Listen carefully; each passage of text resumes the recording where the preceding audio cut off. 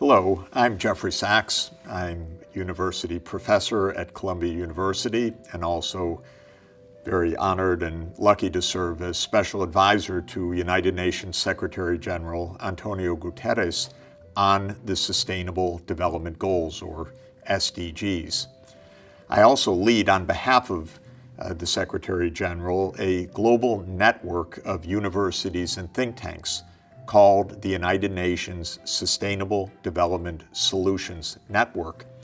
More than 700 organizations all over the world committed to helping to achieve the SDGs. And this course is about achieving the Sustainable Development Goals. In this course, we'll understand what are the SDGs and where did they come from. We'll understand what transformations they call for in all parts of the world. We'll look at how much they cost and how they can be financed. And we'll look at the roles of the various stakeholders in society, governments at all levels, from local to transnational, the role of the United Nations, the role of business, the role of civil society, the role of global partnerships, indeed, in achieving the Sustainable Development Goals. It's a wonderful, wonderful undertaking that the world has agreed to. All 193 member states of the United Nations have adopted the Sustainable Development Goals as the organizing framework for global cooperation on development for the period 2015 to 2030. They did so in part because of the great things that can be achieved with our know-how and modern technologies, but they did so also out of a profound worry that the world economy is not on a course that is satisfactory. We have massive environmental threats, such as global warming and the loss of biodiversity. We have widening inequalities between the rich and the poor. And the member states of the United Nations, all 193 countries, adopted the Sustainable Development Goals precisely to help reset the direction of the world economy from one of widening inequalities and social exclusion and great environmental threats to a trajectory of sustainable development, meaning a path for the world in which prosperity is shared, in which societies are inclusive, and in which the environment is kept safe because we have changed the ways that our industries and technologies are impinging on the physical earth processes.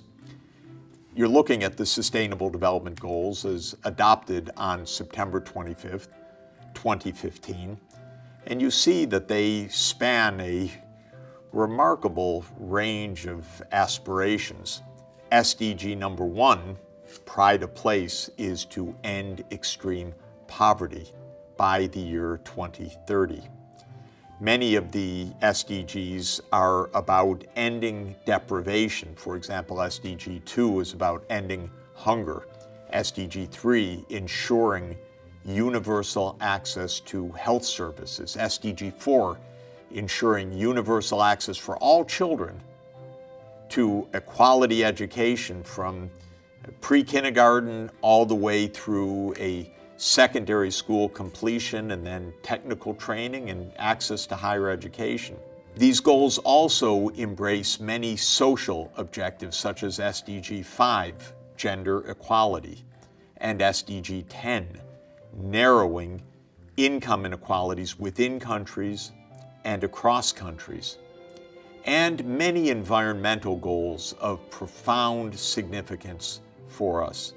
SDG 13, to stop the grave dangers from human-induced climate change, and SDGs 14 and 15 to protect ecosystems. SDG 14 is to protect the oceans and marine ecosystems, and SDG 15 to protect the terrestrial ecosystems.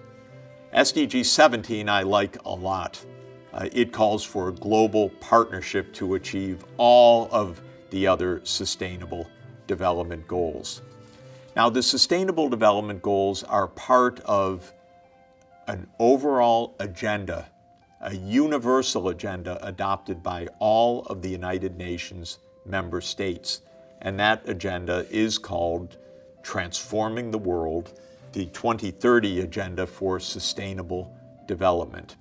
So adopted in 2015, taking a 15-year forward view. And Agenda 2030 has the following statement of purpose.